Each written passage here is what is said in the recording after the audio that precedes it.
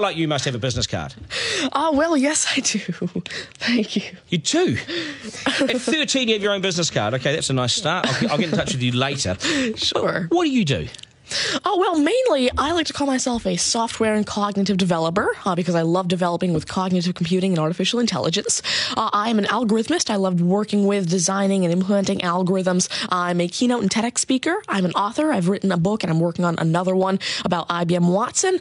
And, of course, I'm also an IBM champion for cloud and honorary IBM cloud advisor. Oh, where did Hang I on go a second. wrong? Someone just get me a flannel countdown. Do you go to school? Well, I'm currently homeschooled in grade 8, going to grade 9 now. Wow. OK, so you're bright. Artificial intelligence, it's taking over the world. Is that fair to say?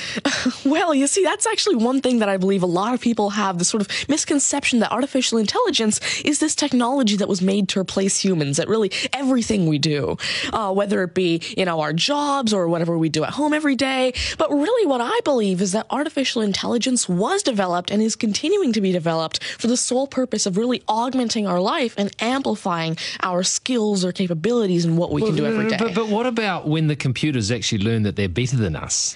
Well, you see, that's sort of called a singularity of artificial intelligence, at which point artificial intelligence has surpassed human intelligence to the point that we cannot control it. But really what I believe at this point, artificial intelligence, I won't go into the details right now since we're limited on time, but the thing is right now, artificial intelligence itself as a technology is so foolable and so primitive that either A, we won't reach that singularity point, or B, if we do, it's a very long ways off. Do you understand that, Mark? No. I couldn't. I wanted to take notes for the exam at the end of this. You lost them in the first sentence. Could I perhaps offer you a golf ball? There you go. Thank you very much. You do this YouTube channel, which you teach people. What is that all about, and who is your target audience? Yeah, sure. Now, I actually have a YouTube channel called Tanmay Teaches that I've been running for around 6 years now, and it has over 144 videos and now 22,000 subscribers.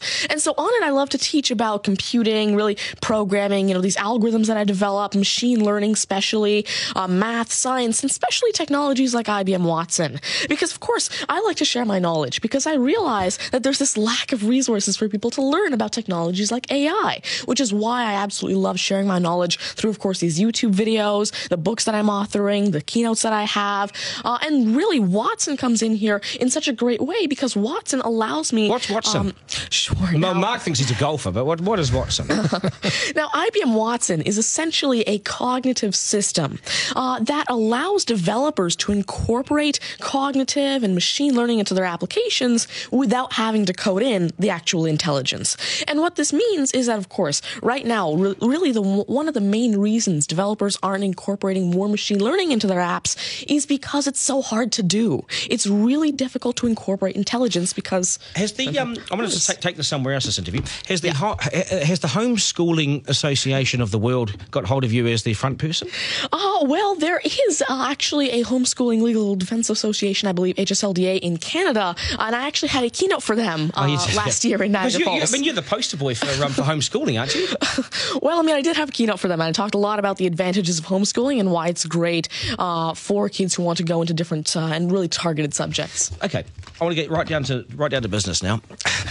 When did you realise you were bright and smarter than most? Well, I originally started coding when I was 5 with simple languages like Fox Pro and Batch. But eventually, at 9 years old, I had my very first iOS app accepted into the Apple App Store called T-Tables. But did your mum and dad do something to you between 0 and 5 that plug you into the wall? What did they do to you at 5? At 5, you were coding. Are you smarter than your mum and dad, by the way? Already? Well, I have. My dad used to work as a computer programmer, but he used to work with simple regular programming languages like Fox Pro, Batch, a little bit of C, etc.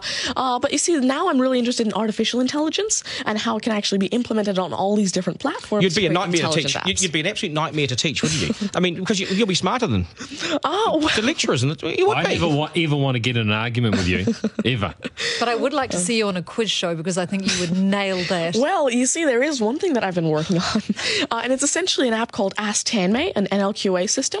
And so essentially, it's a system system that can take your natural language questions and answer them for you using Watson and artificial intelligence. And actually, the original reason why I made Ask Tanmay, there's an Indian version of the Who Wants to Be a Millionaire show called KBC, which I originally wanted Ask Tanmay to play. So that actually ties in quite a bit with what I wanted to do. It's nice to see you. Do you get because you're homeschooled, you wouldn't go to school dances and things like that, would you? School socials and things? Do you well, I actually used to be regularly schooled until grade 6. Right. Then I became homeschooled, and so of course I still do have my This friends is still from a school. victory for public schools. Take that golf ball and bring it back to me when you've actually worked out a way in which it'll always go straight.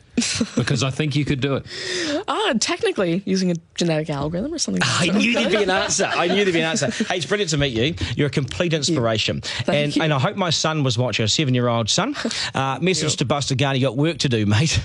Do your homework, and we got to sharpen things up. Nice to see you. Thank you very much. much. All the very best. Thank You're you. amazing. Thank you. You're amazing. Okay, news is next, and then we are joined by today's panel, which won't be as smart as this guy, but they'll still be good, and we will head back to some of the beach as well for a game of 9 and 10. So much pressure now on the contestant in 9 and 10 just to rip through it and get it right. It's coming up after 8.